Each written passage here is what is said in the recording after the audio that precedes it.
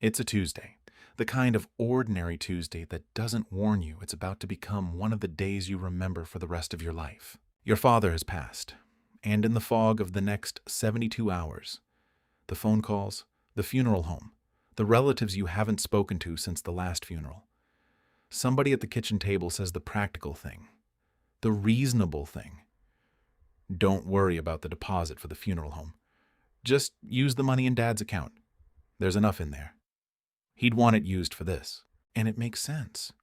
You know the account exists. You know roughly what's in it. You may even have helped him set it up, sat beside him at that same bank branch years ago. So the next morning you drive over, you bring the death certificate they told you to bring. You sit down across from someone about your kid's age and you explain what you need. And they look at you with real sympathy. This isn't a cruel person. And they say the words that stop the whole room. I'm so sorry. I'm not able to release any of these funds. The account has been frozen. Frozen. Not gone. Not seized. Not stolen. It's all still there. Every dollar he saved sitting in that account with his name on it. You can practically see it, and you cannot touch a single cent of it. Not for the funeral. Not for his mortgage payment that's due Friday. Not for the utility bill that doesn't care that he died. Here's the part that stays with people. That money didn't disappear. In a real sense, it's already yours, or about to be. And it might as well be on the moon. So the question that opens up in that fluorescent lit branch, the one nobody prepared you for, is this. How can money that's right there, money with your family's name all over it, suddenly become money you have to wait to get? Weeks of waiting, sometimes months. While the bills stack up and the grief has to share the table with paperwork. That's the trap thousands of families walk into every single week in this country, completely blindsided. And almost none of them know that the whole thing could have been avoided, quietly, for free, in about 5 minutes, years before that Tuesday ever came. Stay with me, because once you see how this actually works, you'll understand something our generation was never handed, and you'll know exactly what to go check on your own accounts this week. Let's name exactly what's happening in that branch, because the wording matters, and the truth of it is stranger than the bank took the money. When someone dies here in the U.S. owning a bank account in their name alone, just their name, nobody else's on the paperwork, the bank freezes that account. Usually within 1 to 3 business days of finding out about the death. And they find out fast. Sometimes the family tells them. Sometimes the funeral home does. Sometimes it's the Social Security Administration's own death records pinging the system before you've even called anyone. However it reaches them, the shutters come down quickly. And here's the piece that turns this from an inconvenience into something that can genuinely wreck a family's month. The freeze isn't partial. It's not, you can take out a little for expenses. It is a full stop. No withdrawals, no transfers. The automatic mortgage payment that came out of that account every month declined. The utility auto pay declined. That checking account was the beating heart of a household's bills, and overnight it flatlines. Now sit with the contradiction, because this is the whole video in one sentence. The money is not in dispute. Nobody is claiming it isn't his. Nobody thinks it's the bank's. In all likelihood, it's headed straight to the family. And still, for weeks, sometimes for months, the people it belongs to can't get near it. It is simultaneously yours and completely out of reach. That's the paradox this whole thing turns on. Not stolen money. Stuck money. Money in limbo. And I'll be honest with you before we go one step further. I'm not a lawyer or your financial advisor, and none of this is personal advice for your specific situation. It's just the mechanics our generation was never sat down and taught. So you can ask the right questions before any of it lands on your kitchen table. Because once you understand why the bank does this, and it's not the reason most people assume, the fix stops looking like luck and starts looking like something you simply do. The way you'd change the batteries in a smoke detector. Here's what almost everyone gets wrong about that frozen account. They walk out of the branch thinking the bank is being difficult, bureaucratic, Maybe even that the bank is trying to hang on to the money a little longer, earn a little more interest on it while the family sweats. And I understand why it feels that way. When you're grieving and someone stands between you and your father's savings, it's hard not to see a villain. But that's not what's happening. And once you see the real reason, the whole thing makes a kind of uncomfortable sense. Think about the bank's position for a second. The account holder, the one person the bank had a legal agreement with, the one person authorized to move that money, is gone. And the bank has no way of knowing in that moment who is actually allowed to step into his shoes. You say you're his daughter, and I'm sure you are. But the bank doesn't know that. It doesn't know if there's a will. It doesn't know if that will names you or names your brother or names someone nobody's mentioned yet. It doesn't know if there are 3 other siblings about to walk through that same door tomorrow, each with their own idea of what Dad wanted. So, the bank does the only thing that protects it legally. It freezes everything and waits for a court to say, in writing, who's in charge. It's not seizing the money. It's refusing to be the one who guesses wrong. Because if the bank hands that money to the wrong person, the persuasive relative, the one who got there first, and the actual heir shows up next week, the bank is on the hook for every dollar it gave away. So it doesn't guess. It locks the door and says, "Bring me a judge's signature, and then we'll talk." Here's the thing I keep coming back to, watching families run into this year after year.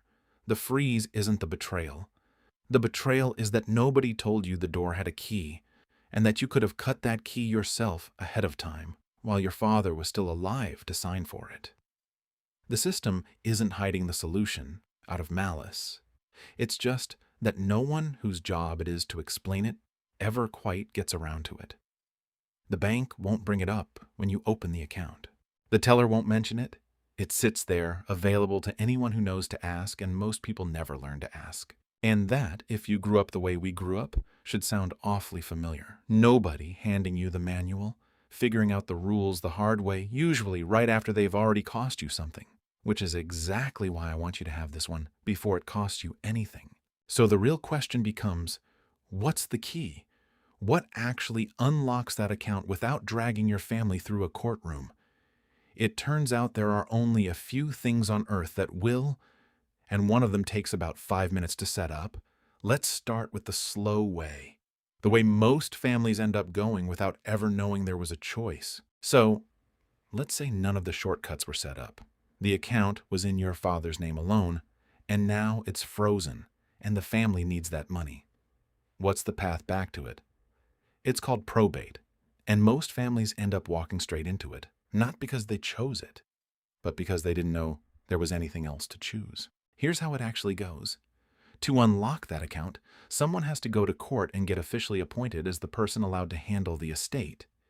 If there was a will, that person is usually named in it, and the court gives them a document called letters testamentary. If there was no will, the court appoints someone, usually the closest family member, and hands them letters of administration. Either way, it's the same idea. A judge signs a piece of paper that finally tells the bank, yes, this is the person. You can deal with them now. And only then, with that court document in hand, does the freeze lift. So how long does that take?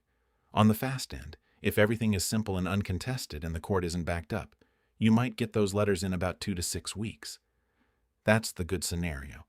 But probate isn't always fast, and it isn't always simple.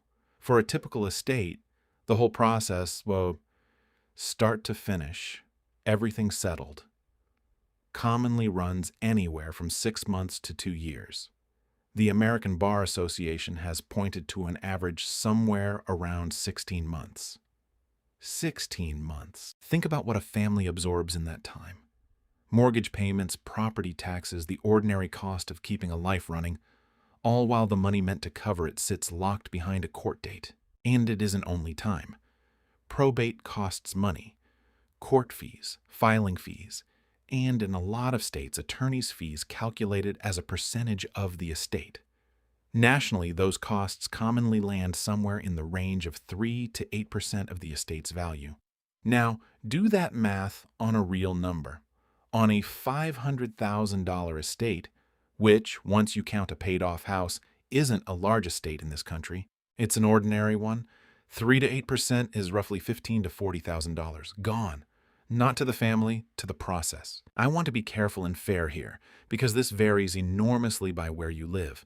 Some states run a lean, reasonable fee system, and it costs far less. Others, like California, use a statutory fee schedule that can be genuinely brutal. So please don't take any single figure as your number. It depends heavily on your state, and this is exactly the kind of thing worth asking a local professional about. The point isn't the precise dollar amount. The point is the shape of it. Probate is slow, and it is rarely free. And here's what makes all of this land so hard. Every bit of that, the months of waiting, the thousands in fees, the court dates during the worst season of your life, was very likely avoidable. Not with an expensive lawyer, not with some complicated trust. There were 3 quiet ways to skip the entire courtroom and hand your family that money in days instead of months. Let me show you what they are. There are really only 3 ways a bank account passes to your family without going anywhere near probate. 3 doors around that frozen vault. Let me walk you through all 3 because you almost certainly have the option to use at least one of them, probably this week. The first door is a joint account with right of survivorship. If your father had put your name on the account alongside his, not as a signer but as a true joint owner, then the moment he passed, the account simply became yours. No freeze, no court. Ownership just slides over to the survivor, the way it was designed to. That's how a lot of married couples already hold their money, often without realizing it's protecting them. The catch is that it makes the other person a full co-owner right now today. Their name, their access, their exposure if they ever hit financial trouble of their own.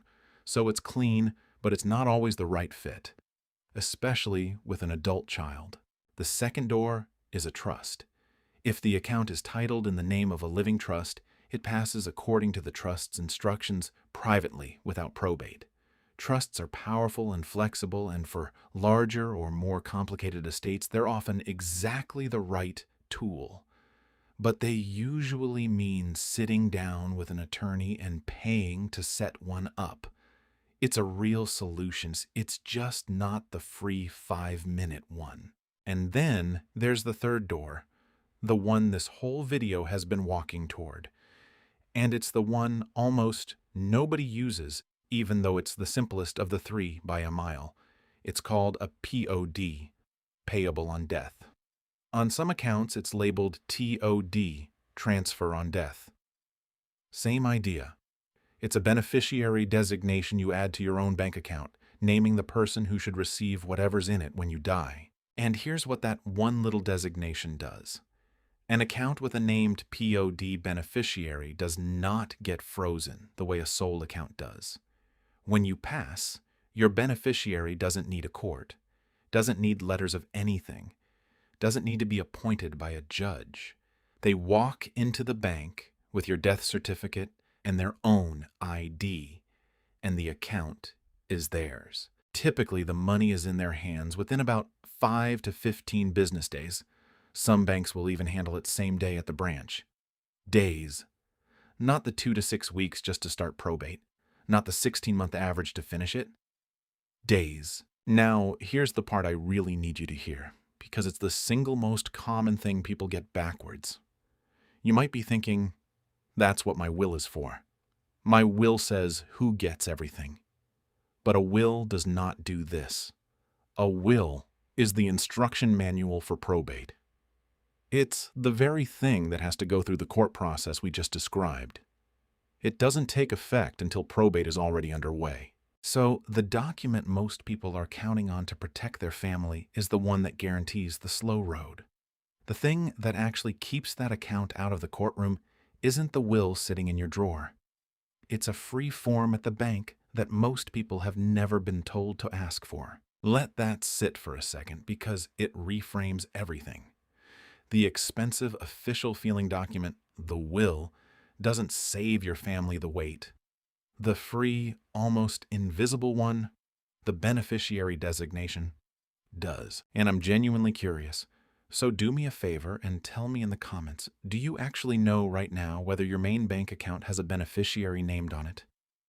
Not a guess. Do you know? Be honest, because I'd bet a lot of people watching this have never checked. And there's no shame in that. Nobody ever told us to. That's the whole point of this channel.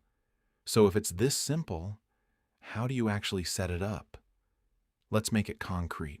So here's exactly what to do, and I want you to notice how small it is, because the smallness is the whole scandal of it.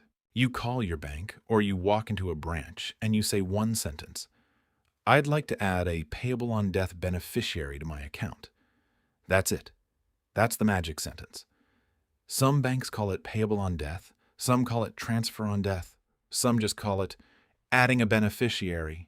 Say any of those, and they'll know what you mean. They'll give you a form. You write down who you want the money to go to, their name, sometimes their date of birth or social security number, so there's no confusion about which person you mean. You sign it. You hand it back, and that's the whole thing. It's free. There is no charge to add a beneficiary to a bank account. No bank charges you for this. You do not need a lawyer. You do not need a notary in most cases, though I'll be straight with you. A few banks will ask you to have the form notarized, or want you to do it in person at a branch rather than over the phone or online. So it's not always literally a downloadable PDF you can knock out in your pajamas. But even at its most involved, we are talking about one short errand. One conversation with someone whose job it is to hand you that exact form. Compare that, 5 minutes, no cost, one signature, against the alternative we spent this whole video laying out.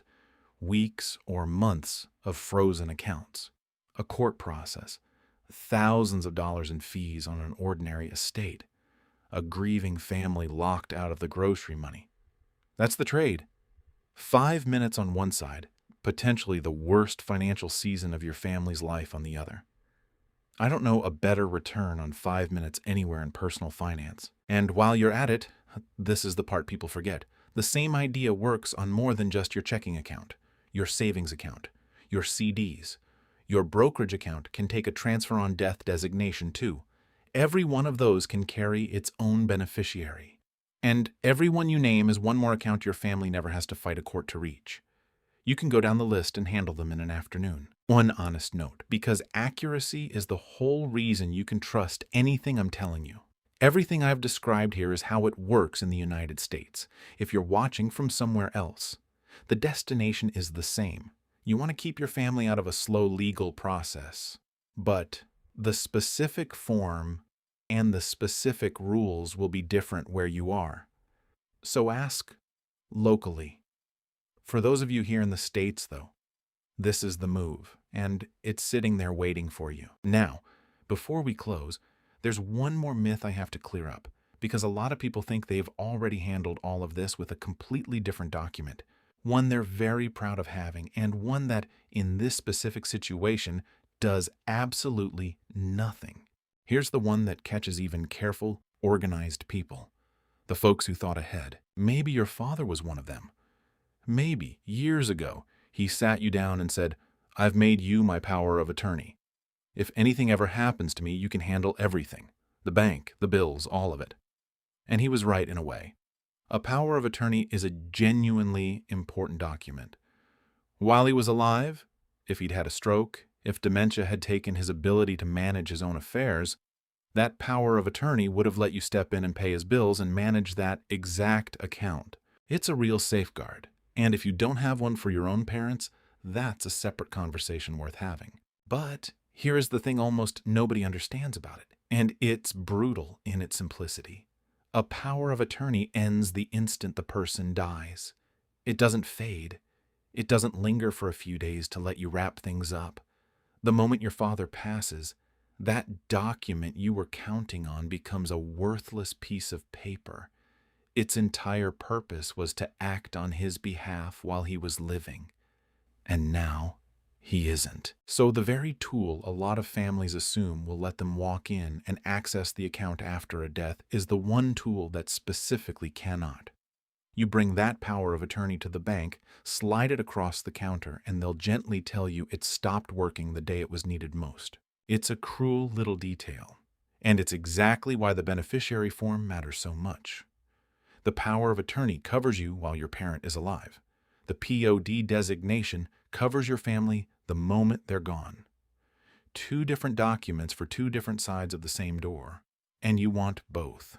Most people only find out about the gap between them when they're already standing in it. So, let's go back to that kitchen table. The one from the beginning. The family, the funeral home deposit, the account nobody could touch. Here's what I've come to believe after watching this play out again and again. That scene isn't a story about a cruel bank or a broken system. It's a story about a missing piece of information. One that was always available, always free, and almost never handed to us. And if there's one thing our generation understands in its bones, it's that. We're the ones who came home to an empty house and figured out dinner. We learned early that nobody was coming to explain the rules, that you read the fine print yourself because no one else was going to read it for you. We got burned in 2008 watching institutions we trusted come apart, and we came out of it skeptical, self-reliant, a little allergic to being told, "Don't worry, it's handled." This is exactly the kind of thing that Instinct was built for. Naming a beneficiary on your account isn't morbid, and it isn't giving up. It's the most Gen X move there is, quietly handling the thing yourself before anyone has to ask, so the people you love never have to stand in a fluorescent lit branch wondering why the money is right there and out of reach. It's you, reading the fine print for your own family. One last time, ahead of time. So this week, not someday this week, check your accounts, call the bank, ask the one sentence. And if this helped you see something you hadn't seen, share it with someone you love, because I promise you they haven't been told either. That's how this actually reaches the people who need it. And one last honest reminder, the same one I started with. I'm not your lawyer or your advisor, and your situation has its own details worth talking through with a professional. But now you know the right question to ask, and around here, that was always the whole point. The page nobody handed us. Handed over at last.